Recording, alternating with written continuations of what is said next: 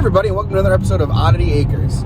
So there's this bridge lost in the woods in Euclid, Ohio that time has somehow forgotten. Nestled in the trees and spanning the glacial cut ground, it slowly crumbles out of existence. Notably named the bridge to Nowehere, legend and lore suggest just the opposite. Now, some legends suggest that this bridge would lead doctors and patients alike deep into the woods to an insane asylum known as Ream Sanatorium. There, in some of the worst living conditions, doctors would perform grisly lobotomies and experimentations on their patients. Others say the Hillandale Bridge was built for a housing development that was never completed. It and the surrounding land was being developed, however, it was never completed after the Great Depression hit in the 1930s. After that, even when the economic boom happened after the World War II, no one ever picked up progress and continued to work on the land. Are all the legends and stories true? Was there an insane asylum on this land? Was it just a normal housing development? Stories got to come from somewhere, and a lot of the local legends suggest otherwise, so we're going to find out for ourselves. We're heading out there right now. This is Oddity Acres.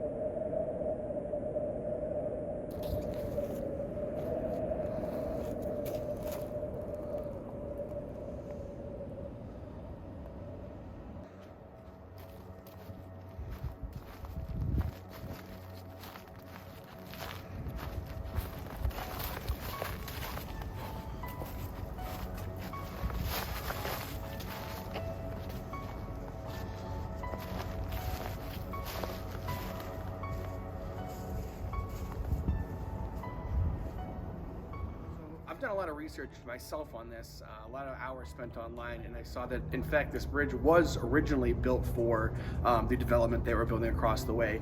In Ohio here, we have these glacial grooves that kind of cut through the valleys, and unfortunately, there's no way to get cars or vehicles across here, unless you build a bridge of this stature. But so yeah, I guess originally it was built for a development complex that never really happened. I mean, there were homes built and things like that. And actually, if you do your research and you do look online, you can actually find advertisements for the Hillandale Estates. You can find advertisements for homes being for sale and put up. So there is truth to that side of the story that people are talking about. But if you dig much deeper, you can also find that there was evidence of the Ream Sanatorium, and it was actually built in the former Tremaine house, the Tremaine mansion that was built as part of the estates here. And it was done somewhere in April of 1928. That's kind of what records are showing me and what I've been able to find with my research online. Very little is said about it. There was a random New York Times article, though, that did say that a fire broke out somewhere around this area in an asylum, and 9 women were killed. And that's it. That's all that was said. There was really no documentation of names or where they were buried or what happened or how the fire started.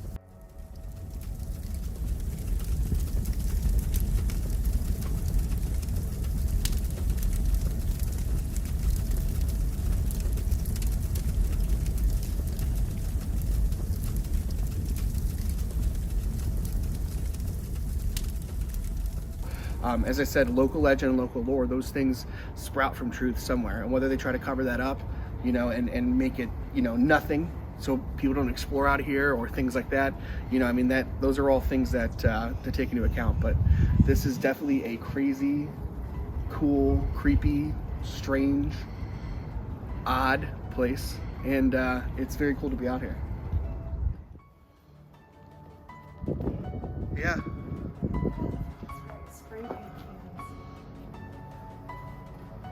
Whoa, check this out.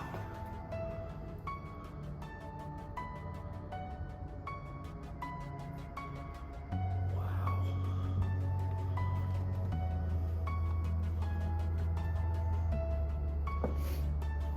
Somebody had Taco Bell last night.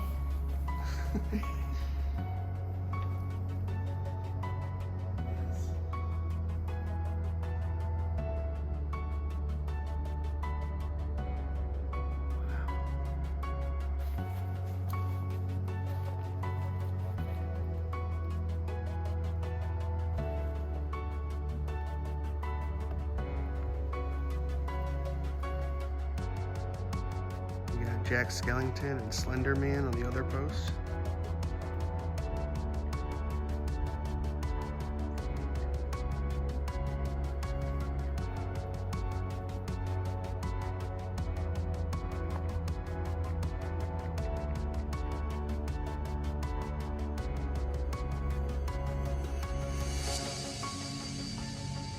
This is crazy.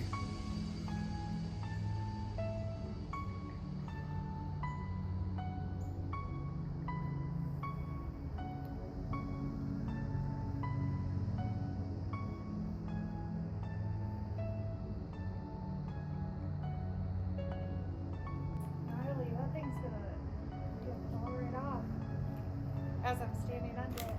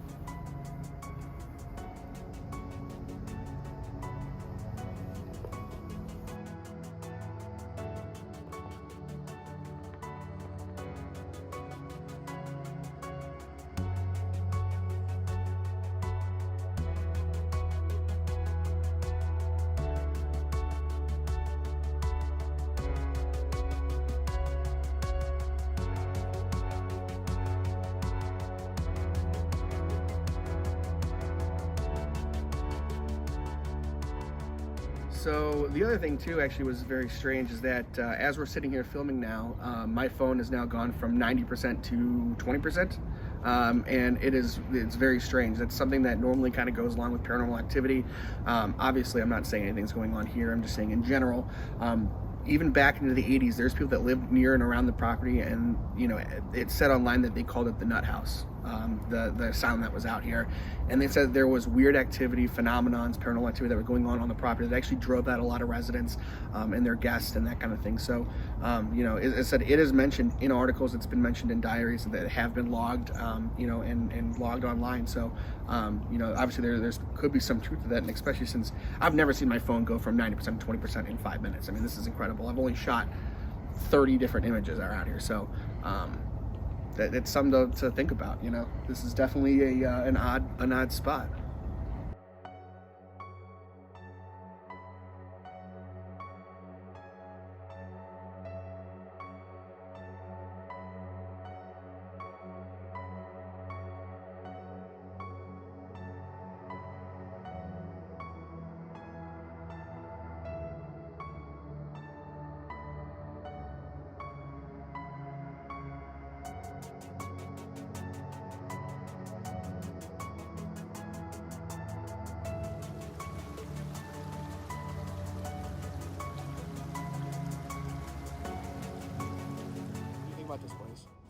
really cool. Pretty. It's pretty neat that it's still standing after all this time. It looks like it shouldn't be standing after all this time. I mean, No, it shouldn't. there are holes everywhere. I mean, we were gonna walk across it. Behind us is part of the bridge. Yeah, I mean, there's part of the bridge on the ground right behind us. And I mean, we were gonna walk across, which I still might, but I mean, looking from it underneath, there are big holes everywhere. The bridge is definitely coming down. So, but it's kind of a cool spot to visit for sure. It's quiet. It is quiet. There's deer walking around. Very cool.